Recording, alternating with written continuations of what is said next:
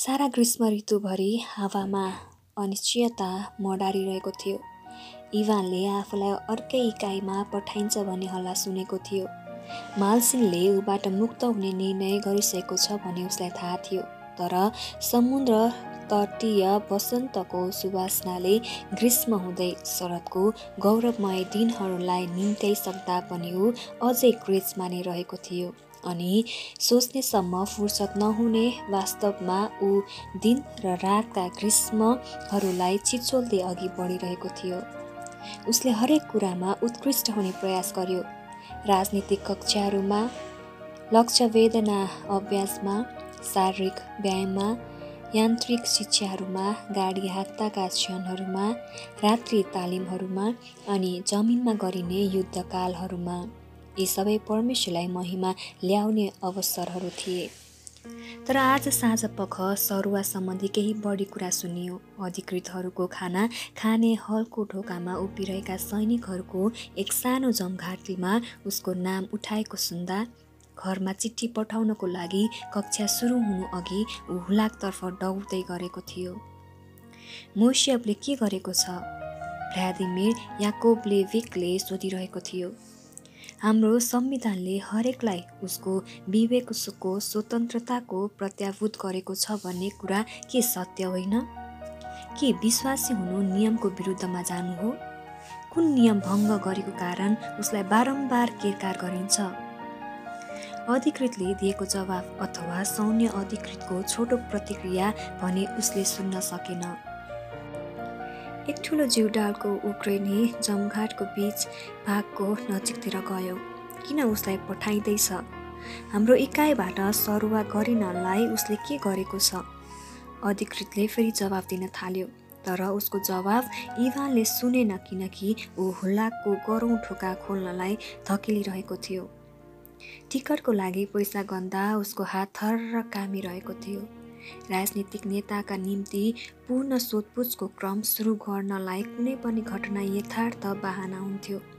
मानिसहरू इभानको पक्षमा कुराकानी गरिरहेका छन् भन्ने जानकारी गराएको खण्डमा कर्नेल मालसिन या मेजर गेन्डेको रिसले चुर हुन्थे। टायरले बनाएको थुप्रै डामहरू शिक्षण हलतर्फ जाने बाटोमा देखिए। भान्सा पकाउनका लागि दाउरा बोकेर ल्याउने ससाना गाडीहरूद्वारा ती डामहरू बनाइएका थिए। त्यहाँ धेरै धुलो थियो अनि ऊ हिँड्दा उसका जुत्ताहरू धुलोले भरिए।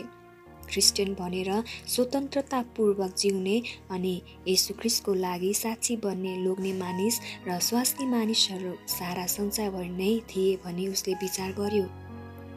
उसका आँखाले टाढा जमिनमा हरिया घाँसहरू मौलाएको देखे। तिनीहरूले उसलाई पवित्र रूस भन्ने गर्थे, ऊ विचार गर्दै थियो। तर अहिले त्यस्तो छैन। केही पातहरू सुनका ठिकाहरू झैँ जमिनमा ढकल्दै बेलुकीको हावामा यताउति झरिए। उसका दिनहरू जति अनिश्चित थिए, प्रभु चाहिँ त्यति नै बढी निश्चित हुनुहुन्थ्यो। उहाँको सहायता कहिले असफल हुने थिएन। सर्वोच्च परमेश्वरलाई प्रशंसा प्रशंसा प्रशंसा होस्। अति पवित्र, अति योग्य, अति उद्धारका सर्वशक्तिमान परमेश्वर, शान्तिका राजकुमार। उसले बेलुकी पखको आकाशतर्फ आफ्नो अनुहार आनन्द साथ उठायो। आगोका लप्काहरूकोले स्वर्गलाई यति ज्वालामान तुलायो कि त्यो चमकमा केही भर्खरै उदाएका ताराहरू अलप भए। सडकको कुनामा तेर्सिएको रुखमा इभान भयभीत भएर अडेसियो। आकाशले ज्वालाहरू खनाइरहेको देखिन्थ्यो तापनि त्यो आगोको वर्षा पृथ्वीको नजिकसम्म आएको थिएन।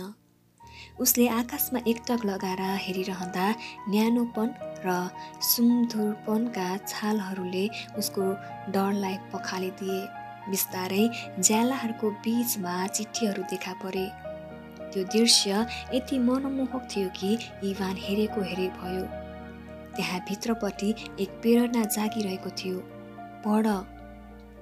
एक बालकले उच्चारण गर्न सके झैँ गरी उसले प्रत्येक पत्रलाई निहाल्यो। बिस्तारै उसको त्यस सन्देश उसले मनभित्र गाड्न लाग्यो। या वृद्धु सकोरो, म चाँडै आउनेछु। ती वचनहरू बुझी नसक्नु प्रकारले जीवित बनाएका थिए। ती इभानको हृदयमा हर्षका साथ उम्लिएका थिए। एक उत्साहको नित्यमा झैँ ती शब्दहरू घरिघरि आफै दोहोरिरहे। निराशका साथ इभानले दर्शन अदृश्य हुँदै गइरहेको महसुस गर्यो। ज्वालाहरू आकाशको अन्धकारमा हराए। अचानक ती गइहाले। त्यही बाटोमा आइरहेको सहपाठी साथीले उसको पाखुरा तान्नु अघि सायद ऊ त्यहाँ केही क्षण मात्र उभिएको थियो होला। हिँड मोइसिया, यो दिउँसै सपना देख्ने समय होइन। हामी कक्षामा ढिलो पुग्छौँ जस्तो छ। अन्धाधुन्ध इभान उसको पछि लाग्यो। उसको हृदयमा छचल्किएको एक अनुभूतिले गर्दा ऊ बोल्न असमर्थ भइरहेको थियो। तिनीहरू हिँड्दै जाँदा उसका साथी चाहिँ कुरा गरिरहेको थियो। शिक्षण हलमा सामान्य रूपले प्रवेश गरेर आफ्नो स्थानमा गएर बस्नेतर्फ इभानले आफ्नो ध्यान केन्द्रित गर्यो। अरूहरूले झैँ उसले पनि शिक्षकले छिटो छिटो दिएका कुराहरूलाई कपीमा लेख्ने अनि बुझ्ने प्रयत्न गर्यो। कक्षा सकिएपछि अरूहरूले झैँ उसले पनि आफ्नो झोलामा कापी कलमहरू थन्कायो अनि अर्को कक्षाको लागि छाउनीतर्फ दौडियो। बेलुकीको तालिम सकेपछि ओछ्यानतर्फ जानु पर्थ्यो। मध्यरातमा युद्धको घन्टी बज्दा ऊ अझै बिउजिएकै थियो। ऊ भित्र छचल्किएको रमाहाटका कारण ऊ निदाउनै सकेको थिएन। तालिम गर्दा पहिलो सिकाएको लगत्तै दोस्रो तालिम गर्दा रातका बाँकी समयहरूमा ऊ प्रार्थना गर्दै रहन्थ्यो। अनि ऊ पृथ्वीमा अझै काम गर्नु बाँकी छ भने स्वर्गदूतले नभनेको भए पनि हुन्थ्यो भन्ने विचार गर्दै रहन्थ्यो। परमेश्वरको प्रशंसा गरिरहेको इभानलाई बिहानको पहिलो उज्यालोले ओछ्यानबाट बाहिर निकाल्दा कर्णेल माल्सिनप्रति तातोपन जाग्यो। ओछ्यानमा बसेर त्यो दिन किन दिक्कलाग्दो थियो भन्ने सम्झिने प्रयत्न गर्दा उसले चिन्तित भएर खोक्यो। भान्सा कोठामा कर्णेल माल्सिनकी श्रीमतीले खाजा तयार गर्दै आफ्नो कान्छो छोरासित बिस्तारै कुराकानी गरिरहेको उसले सुन्यो। माछाको बासना हावामा फैलियो। चियाको लागि खिल्तीमा पानी हालेको आवाज उसले सुन्यो। आहा, आज एकाइ 61968 झोस्तेनामा अन्न बाली काट्ने गर्न तोकिएको थियो। यो मोइसियपको एकाइ थियो। माल्सिनले अपुरो काम मन पराउँदैनथ्यो। मोइसियपसितको समस्या यो थियो कि उसले इकाइमा धेरै साथीहरू बनाइसकेको थियो। यो बुझ्नको लागि कठिन थिएन। ऊ प्रभावशाली व्यक्तित्व भएको, कडा परिश्रम गर्ने अनि जोसुकैलाई सहायता गर्ने खालको थियो। निश्चय नै यो उसको आफ्नो शिक्षाहरू फैलाउने तरिका थियो। तर गिन्डेङकोले भनेको कुरा ठिकै थियो।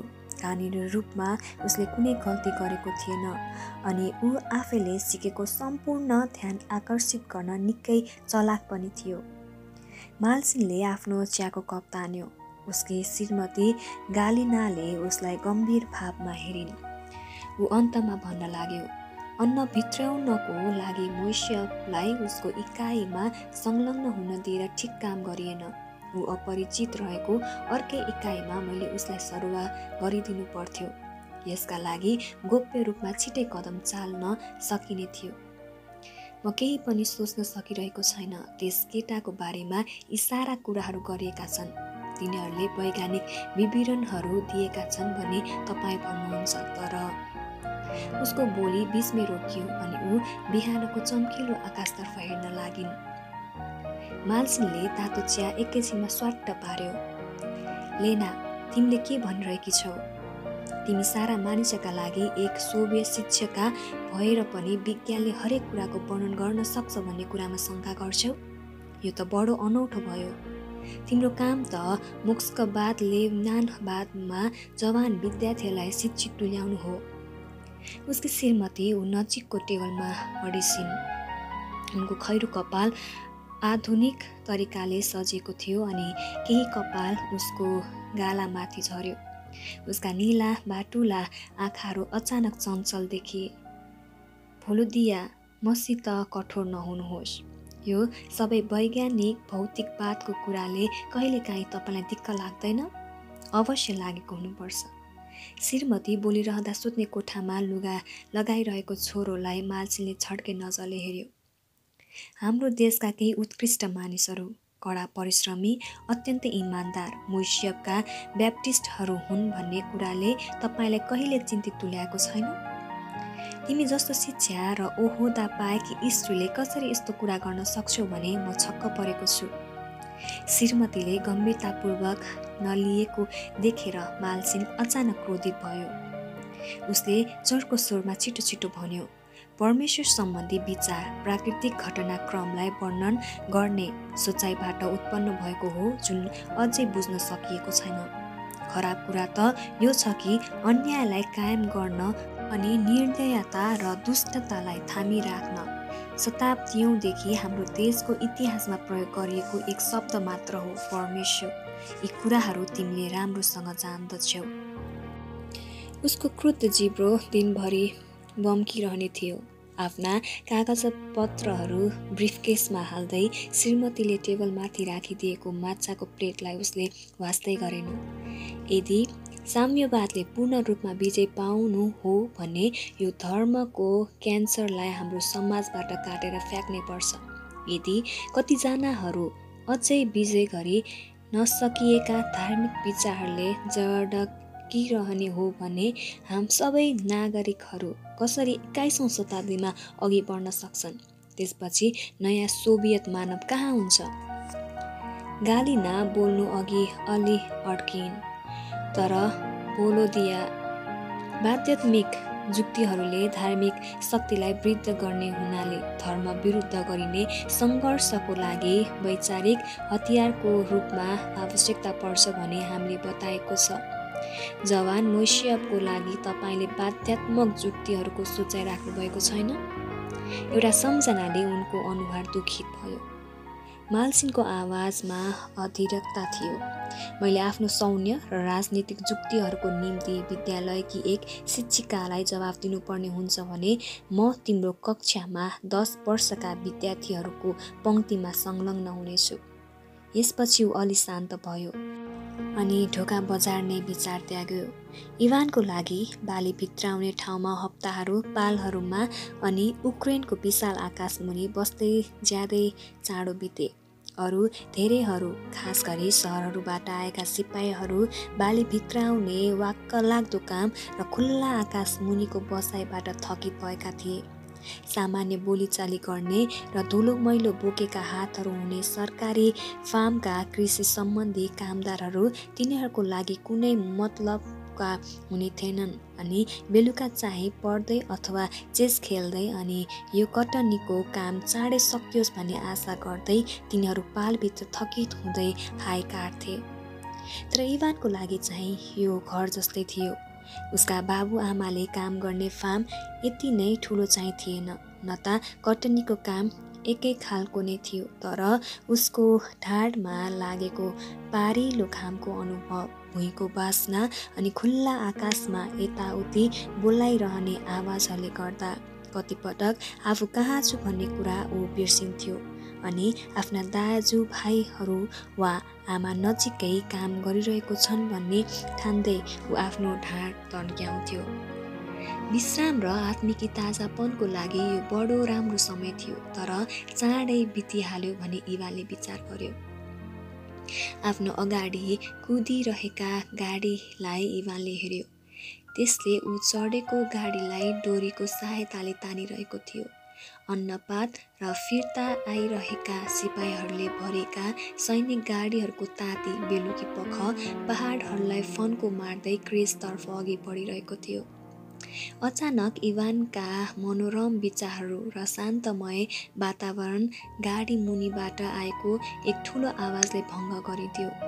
अगाडिको गाडीमा बसेका फ्ल्यादोर तारोसोपको ध्यान आकर्षित गर्नका लागि उसले हर्न बजायो।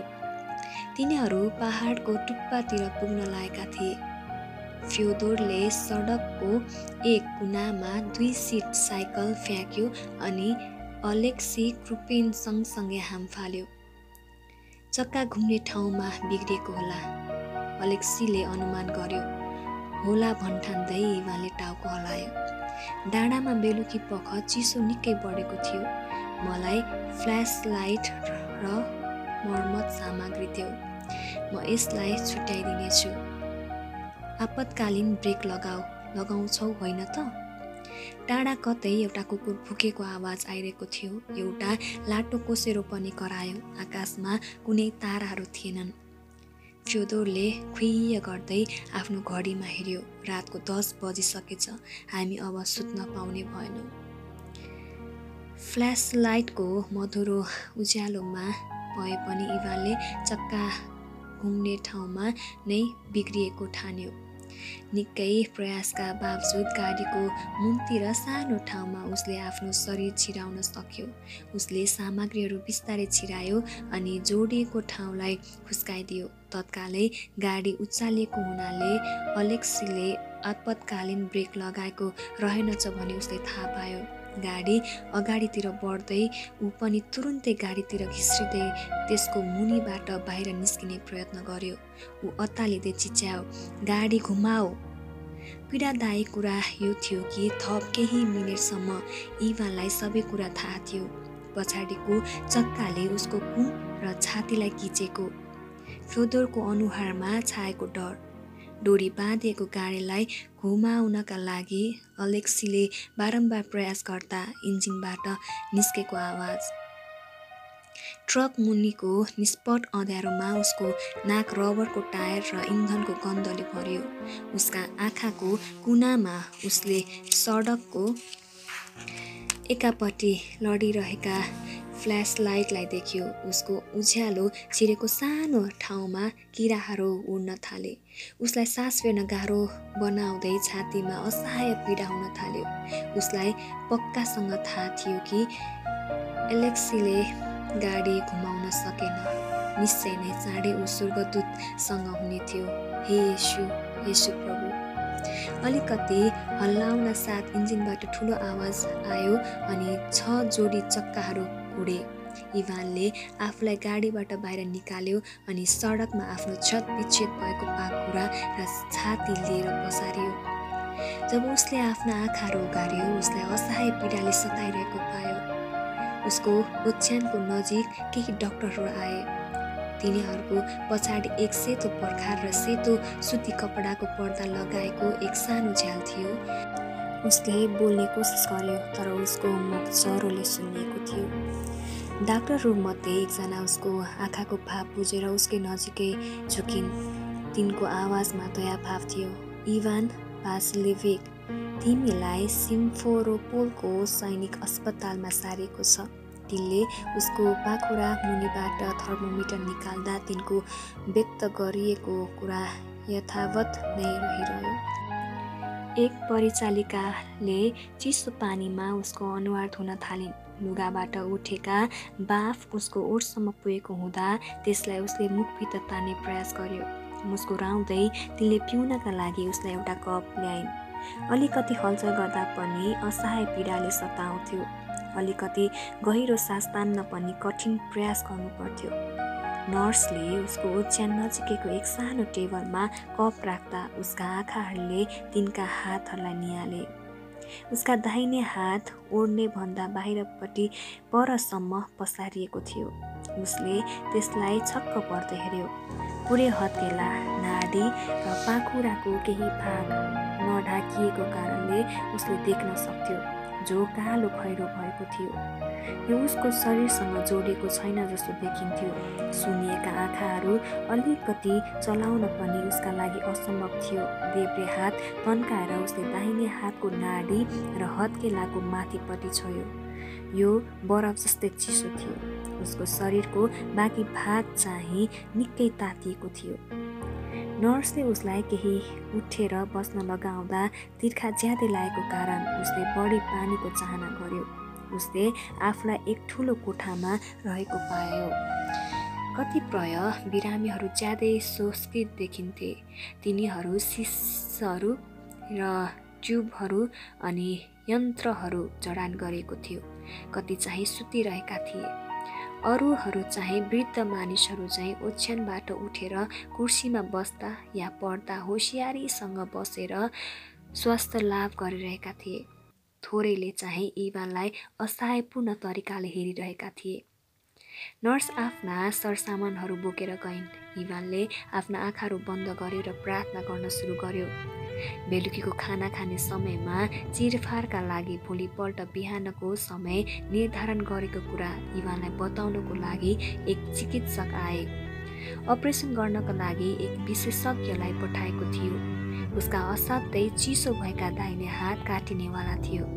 उसको फोक्सोको बिग्रिएको भाग हटाइनेवाला थियो। डाक्टरले कोठा छोडेर गएको इभानले हेर्यो। ऊ बेला बेलामा रोकिँदै चिन्तित मुद्रामा वार्डतर्फ गयो। उसको सेतो कोट एक बिमारीदेखि अर्को बिमारीतर्फ लाग्दा ऊ केही अडिँदै अलिकति टाउको हल्लाउँदै हिँड्थ्यो अनि उसको कुमको पछाडिपट्टि फत्रक्क गर्थ्यो। ऊ गइसकेपछि बिमारहरू निराशा या पीडा या एक्लोपन जस्ता व्यक्तिगत सङ्घर्षहरूमा रुमलिन्थे। डाक्टरले बिताएका कुराहरूबाट इभान ज्यादै विचलित भयो। उसको बिग्रिएको फोक्सोप्रति मुटुमा धड्कन बढ्न लाग्यो। एउटा हात काटिएपछिको आफ्नो शरीरबारे विचार गर्दै ऊ भयभीत हुन थाल्यो। हे प्रभु, मेरो प्रार्थना सुन्नुहोस्। मैले सहायताको निम्ति गरेको चित्कार तपाईँ कहाँ पुगोस्। मेरो विपत्तिको दिनमा मबाट आफ्नो मुहार नलुकाउनुहोस्। मतिर आफ्नो कान थाप्नुहोस्। मैले पुकारा गरेको दिनमा मलाई चाँडै जवाब दिनुहोस्। जसो तसो इभानलाई ओछ्यानबाट उठाउनु पर्यो। उसले आफैलाई ज्यादै वेदनामा डुबेको महसुस गर्यो, जसका कारण ऊ न त प्रार्थना गर्न सक्थ्यो न आशा गर्न नै सक्थ्यो। अचाकले पीडा भएको कारण उसले आफैलाई ओछ्यानको डिलतर्फ धकेल्यो अनि खुट्टाहरू पसार्यो। दुखाइले कोठा नै अँध्यारो बनाउँदा सन्तुलनको लागि ऊ जबरजस्तीसँग घिस्रिँदै हिँड्थ्यो। उसले हताश भएर सास फेर्यो। डराउँदै र छक्क पर्दै कोठामा भएका प्रत्येक आँखाहरू ऊ माथि गाडिएका थिए। म चर्को स्वरले परमप्रभुमा पुकारा गर्छु। म आफ्नो विनम्र स्वरमा परमप्रभुलाई अर्ज बिन्ती चढाउँछु। म आफ्नो गनगनहरू उहाँको अगाडि ल्याउँछु। म आफ्नो दुःख उहाँको अघि पोख्छु। मेरो आत्मा मभित्र खिन्न हुँदा तपाईँले नै मेरो मार्ग जान्नुहुन्छ। म तपाईँमा पुकारा गर्छु। हे परमेश्वर, तपाईँ मेरो शरणस्थान अनि जीवितहरूको देशमा मेरो भाग हुनुहुन्छ। मेरो पुकारामा ध्यान दिनुहोस्, किनकि म ज्यादै सङ्कष्टमा परेको छु। हेरिरहेकी एक नर्स ढोकामा अडिन् अनि बिस्तारै कोठामा प्रवेश गरिन्। मेरो प्राणलाई कैदबाट छुटाउनुहोस् ताकि म तपाईँको नाउँलाई धन्यवाद चढाउन सकूँ, किनकि तपाईँले मसित अपार अनुग्रह देखाउनुहुन्छ। इभानलाई दाहिने कुइना मुनि समातेर डोडाउँदै नर्सले उसलाई ओछ्यानतर्फ लगिन्। उसको शरीरमा बडो आनन्द छल्किरहेको देखियो। इभान अकस्मात मुस्कुराउन लाग्यो। तपाईँले मसित अपार अनुग्रह देखाउनुहुन्छ। ऊ आनन्द साथ गहिरो निन्द्रामा पर्न लाग्दा नर्सले भिजेको कपडा ल्याएर उसको मुख पुछिदिँदै गरेको उसले सम्झ्यो। ऊ बिउजदा बिहानको 6 बजेको थियो। सपनामा देखिएका सुन्दर कुराहरू सम्झिने प्रयत्न गर्दा धेरै समयसम्म इभान हलचल नगरी बसिरह्यो। बिस्तारै उसलाई याद भयो कि ऊ देब्रेपट्टिको स्वस्थ भागतिर अडेस नलागेर पछाडिपट्टि धसेरिएर बसेको थियो। उसको श्वास प्रश्वास सामान्य थियो। डराउँदै उसले गहिरो सास तान्यो। उसका हातहरू उसले आफ्नो टाउको माथि राखेको थियो अनि निन्द्राले लट्ठ पार्दै समेत उसले कोठामा यताउति आँखाहरू डुलाइरहेको थियो। सपना झैँ लागिरहेको यो भयङ्कर आरामीको निम्ति उसले मनमा नै परमप्रभुको प्रशंसा गर्न थाल्यो। बडो होसियारी साथ उसले आफ्नो दाहिने हात टाउकोबाट तल झार्यो। यो पूर्ण रूपमा निको भएको थियो। औँलाका नङहरू गुलाबी थिए। बारीमा काम गरेका शरीर अझै केही धुस्रो फुस्रो थियो। दुवै हातको सहायताले ऊ उठेर बस्यो अनि ओछ्यानबाट निस्कियो। सपना यथार्थ भएको देखेर छक्क परी मुस्कुराउँदै उसले आफ्नो सिरानीमा हल्का मुक्का हान्यो अनि ओछ्यानको एक छेउमा थाप मार्यो। उसले एउटा हातलाई टाउको माथिसम्म पुर्याएर हल्लायो अनि अर्कोलाई पनि त्यसै गर्यो। कम्मरमा हातहरू राखेर उसले आफ्नो शरीरलाई केही समय तलमाथि गर्यो। अत्यन्तै हर्षित भएर उसले ओछ्यानको एक कुनामा प्रार्थनाको लागि घुँडा टेक्यो। उसले मधुर स्वरमा प्रशंसा गर्न थाल्यो। परमप्रभुको प्रशंसा होस्। हे मेरो आत्मा, परमप्रभुको प्रशंसा गर। म जीवित हुँदा नै परमप्रभुको प्रशंसा गर्नेछु। मेरो अस्तित्व भएको समयमा नै म मेरा परमेश्वरको प्रशंसा गर्नेछु। परमप्रभुले अन्धाहरूका आँखाहरू खोल्नुहुन्छ। परमप्रभुले शिर झुकेकाहरूलाई खडा गराउनुहुन्छ।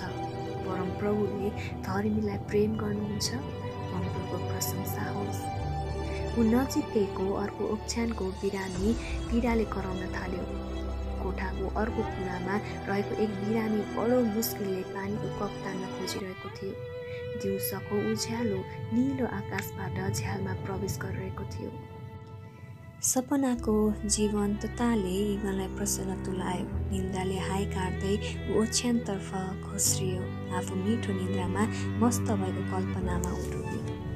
त्यस दिन थर्मोमिटर निकाल्नका लागि परिचालिकाले इवानको टेबलको घेरा खोलिन्। उसले आफ्ना आँखाहरू खोल्यो। निन्द्राले लट्ठ हुँदै तिनलाई हेऱ्यो। उसलाई देखेर तिनी भयभीत भइन् अनि थर्मोमिटर समातेर बसिरहन्। त्यसपछि तिनी तुरुन्तै गइहालिन्। कोठामा फटाफट आइरहेका खुट्टाहरूको आवाजले उसलाई दोस्रोचोटि भ्युझ्यायो। चिकित्सक परिचालिकाको छेउमा उभिरहेका थियो। कोही अरू चिकित्सकहरू पनि कोठामा छिट्टो छिट्टो आइरहेका थिए। सबैजना आश्चर्यचकित देखिन्थे। इवान तत्पर भएर बस्यो। के भइरहेको थियो?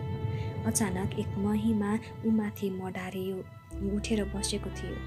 उसले आफ्नो अगाडि तेर्सिएका आफ्नै हातहरूलाई होरिएर हेऱ्यो। उसलाई प्लास्टर गरिएका थोकहरू ओछ्यानमा पुछारमा थिए। उसले गहिरोसँग सास फेर्न लाग्यो। उसले आफ्ना हातहरू एकसाथ रगड्यो अनि छक्क पर्दै तिनीहरूलाई हेऱ्यो। चिकित्सक भयभीत थियो। ऊ अक्क न बक्क थियो। परिचालिका ओछ्यानबाट केही पछाडि सरिन्। अन्तमा कम्पित आवाजमा चिकित्सकले भन्यो, कमरेड मोइसे, म तपाईँको तापक्रम जाँच गरौँ कि? इवानले खुसीले गदगद भयो। कमरेड डाक्टर, मेरो तापक्रम जाँच गर्नुपर्ने आवश्यकता छैन। चिकित्सकले छक्क परेर हेरिरह्यो। अन्त्यमा उसले औषधिहरू टेबलमाथि राख्यो। अन्कनाउँदै उसले इवानको दाहिने हातलाई आफ्नो औँलाहरूले छोयो। भद्रताका साथ अस्पतालको पोसाकमाथि सारेर उसले पाखुरामा हेऱ्यो। उसका आँखाहरू घरिघरि इवानको अनुहारको चमकतर्फ फर्किन्थे। मैले देखेँ कि तपाईँले मलाई निको पार्न सक्नुहुन्न थियो। इवानले थाहा गरे कि नर्सको अनुहार सेतो भएको थियो अनि आश्चर्यचकित भएका कामदारहरूको एउटा सानो झुन्ड पनि तिनीसित सामेल थियो। अनि म आफ्नो स्वर्गमा हुनुभएका डाक्टर कहाँ गएँ। उहाँले मलाई हिजो राति निको पार्नुभयो। हेर्नुहोस्। इवानले मुसुक्क हाँस्दै कम्बल तान्यो अनि भुइँमा उभियो। हिजो राति म ज्यादै बिमारी थिएँ। मेरो तापक्रम निकै उच्च थियो। नर्स टाउको हल्लाएर समर्थन जनाउँदै काप्न थालिन्। मेरा परमेश्वरले के गर्न सक्नुहुन्छ भने अब म तपाईँलाई देखाउनेछु। इवानले थर्मोमिटर डाक्टरलाई दियो अनि डाक्टरले त्यसलाई झट्कालेर इवानको जिब्रो मुनि राखिदियो। कोठामा भएका कतिपय बिमारीहरू ओछ्यानको पुच्छरतिर जम्मा भएका थिए। अरूहरू चाहिँ के भइरहेको छ भने पत्ता लगाउन र बताउनका लागि प्रयत्न गर्दै वरतिर परतिर बिस्तारै सोधपुछ गरिरहेका थिए। डाक्टरले थर्मोमिटर हटाए। तापक्रम सामान्य छ मोइसे, तापनि कृपया आफ्नो ओछ्यानमा फर्क। यो आज्ञा पालन गर्नु इवानको लागि कठिन थियो। ऊ उफ्रिन, चिच्याउन, परमेश्वरको प्रशंसाले कोठा गुन्जयमान पार्न चाहन्थ्यो। अन्तमा स्वास्थ्य कर्मीहरूको त्यो सानो झुन्ड गइसकेपछि ऊ कुइना टेकेर खडा भयो अनि बिजुली बत्तीहरू बालिएको त्यस कोठामा ऊ सुतेको समयमा के भएको थियो भनी बताउन थाल्यो। लेफ्टिनेन्ट कर्नेल माल्सिनले प्रतिवेदन पुस्तिका आफ्नो डेस्कमाथि बजार्यो।